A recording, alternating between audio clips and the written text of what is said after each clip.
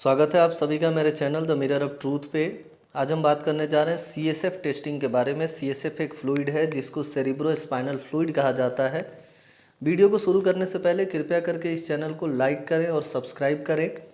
CSF एक ऐसा fluid है जिसको कई बार हम टेस्ट करते हैं अलग अलग बीमारियों का पता लगाने के लिए। कुछ वायरल, बैक्टीरियल ऐसी डिजीजेज हैं जो सीएसएफ के द्वारा डिटेक्ट की जाती हैं। सीएसएफ कल्चर की बात करें तो बैक्टीरिया या फंगल मेनिंजाइटिस की बात करें। मेनिंजाइटिस एक डिजीज़ है जो ब्रेन के मेनिंजेस लेयर में होता है। तो ये जो सीएसएफ है, सेरिब्रो स्पाइनल फ्लूइड, ये ब्रेन और स्पाइनल कॉर्ड में पाया जाता है। तो वहाँ से हम सैंपल ले करके जो बैक्टीरिया और फंगस के द्वारा मेनिंजाइटिस होता है उसको हम डिटेक्ट कर सकते हैं। टाइप ऑफ स्पेसिमेन की बात करें तो इसको हम सीएसएफ कहते हैं, सेरिब्रो स्पाइनल फ्लूइड। और इसको कलेक्ट करने के लिए हमें स्टेराइल कंटेनर होता है, लेकिन इसके लिए कुछ रिजेक्शन क्राइटेरिया भी है कि अगर नॉन स्टेराइल कंटेनर है और उसमें सैंपल है तो हम उसको रिजेक्ट कर देंगे। अगर वो कंटेनर के ऊपर मिस लेबलिंग है या वो लेबल्ड नहीं है या वो मात्रा जो है सीएसएफ की वो पर्याप्त नहीं है तो भी हम सैंपल को रिजेक्ट करते हैं। ये ध्यान रहे कि स्पेसिमेन मोर देन 30 मिनट्स जो है वो भी हम रिजेक्ट कर देते हैं। इन्फेक्शन की बात करें जहाँ पे हम सीएसएफ को एज ए सैंपल यूज करते हैं तो कुछ बैक्टीरियल पैथोजेंस है जैसे कि हीमोफिलस इन्फ्लुएंजी है, साल्मोनेला भी कभी कभी, निसेरिया मेनिंजाइटिडिस है, स्ट्रेप्टोकोकस निमोनी है, ग्रुप ए और बी के स्ट्रेप्टोकोकाई हैं, कुछ ग्राम नेगेटिव बैसिलाई हैं, लिस्टीरिया मोनोसाइटोजेंस हैं। ये कुछ बैक्टीरिया हैं जो मेनिंजाइटिस पैदा करते हैं। वायरस की बात करें तो इंटेरो वायरस है, हर्पीस सिम्प्लेक्स वायरस है, मम्प वायरस है, एर्बो वायरस है। ये भी मेनिंजाइटिस की डिजीज़ कॉज कर सकते हैं। कुछ पैरासाइट हैं जैसे टॉक्सोप्लाज्मा है या स्ट्रोंगिलॉइड्स स्टरकोरेलिस है, इंटमीबा हिस्टोलिटिका होता है, टॉक्सोप्लाज्मा गोनिडी है और कुछ फ्री लिविंग अमीबा भी हैं जो मेनिंजाइटिस की डिजीज़ कॉज कर सकते हैं।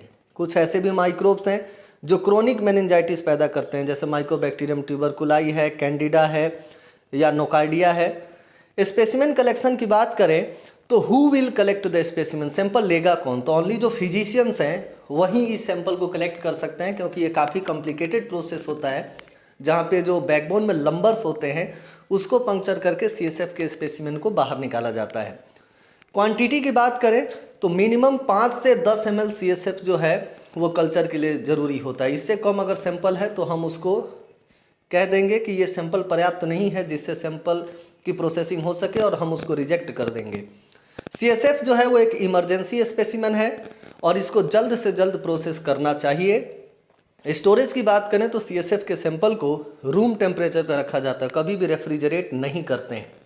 सीएसएफ का जो सैंपल है उस सैंपल से हम ग्राम स्टेनिंग कर सकते हैं डायरेक्ट स्मेयर में, या मिथाइलिन ब्लू से कलर कर सकते हैं। नेगेटिव स्टेनिंग करना हो तो हम इंडिया इंक का इस्तेमाल कर सकते हैं या वेट माउंट स्टेनिंग टेक्निक भी फॉलो किया जा सकता है। और कल्चर की बात करें तो हम सीएसएफ को ब्लड अगार में ग्रो कर सकते हैं, एनारोबिक और एरोबिक दोनों ही कंडीशन में। चॉकलेट अगार में ग्रो कर सकते हैं CO2 की प्रेजेंस में, मैकोंकी अगार में ग्रो कर सकते हैं और थायोग्लाइकोलेट अगार में भी इसको ग्रो किया जा सकता है। तो ये कल्चर के लिए अलग अलग मीडिया हैं जिनका आप सिलेक्शन कर सकते हैं। प्रोसेसिंग की बात करें तो इनिशियल प्रोसेसिंग ऑफ सीएसएफ जो है बैक्टीरियल या फंगल डिटेक्शन के लिए सबसे पहले हम सैंपल को सेंट्रीफ्यूज कहते हैं और स्पेसिमेन ग्रेटर देन 1 ml हम लेते हैं, उसको सेंट्रीफ्यूज करते हैं 1500 RPM पे 15 मिनट तक।